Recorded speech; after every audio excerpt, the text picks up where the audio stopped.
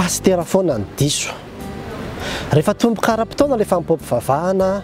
Avance indray zany montre amin'ny pasteur zany.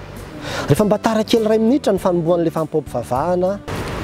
Raha mpiandro-olona koa pasteur. Rehefa lavalava ny toriteny. Lava loatra. Rehefa fohy loatra indray koa nefa ny toriteny. Tsy nanomana koa nga ny pasteur zany, fohy kely loatra. Raha manana fiara le pasteur. Tena be zesta le pasteur io. Rehefa tsy manana fiara koa nefa ny pasteur. Tsy maharaka mihitsy ty pasteur ty. Raha mivoaka mamangy fianakaviana matetika le pasteur. Tsy tratratrano mihitsy ny pasteur iny sady mivoaka lafa. Rehefa tsy mivoaka koa nefa izy. Tena tsy manam-potoana ho an'ny olona hafa mihitsy pasteur dia ao an-trano foana. Rehefa mangataka fanampiana le pasteur. Tena tia vola zalahy ny pasteur iny. Rehefa tsy mangataka fanampiana koa nefa ny pasteur. Tsy milay mahavita teny ny pasteur iny, izay ny olana. Rehefa lavalava vao tapitra ny fampivavahana. Tena meda be raha nga le pasteur.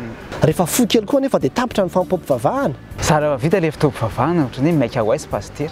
Rehefa mba manenta ny pasteur hoe andao atsaraina ny fiangonana. Tia mandandany vola fotsiny le pasteur zany avy nandaniana vola am-piangonana. Rehefa tsy amboarina koa nefa ny fiangonana. Tsy raha iny pasteur mihitsy le fiangonana na ho potika azy. Rehefa miaraka amin'ny tanora le pasteur. Tena adin'ny pasteur mihitsy ny olon-dehibe. Raha hita miaraka amin'ny vehivavy matetika koa nefa le pasteur. Ohatran'ny playboy ty pasteur ty a.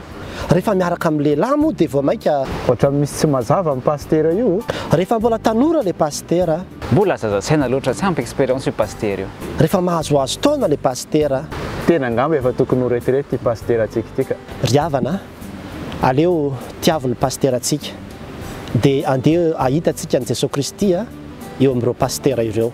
Raha mbola velona ny pasteur dia misy foana olona hitsikera azy. Kanefa rehefa maty pasteur ka anontaniana ireo olona ireo mba hitsangana handimby azy. Za tsy hiditra amin'izany.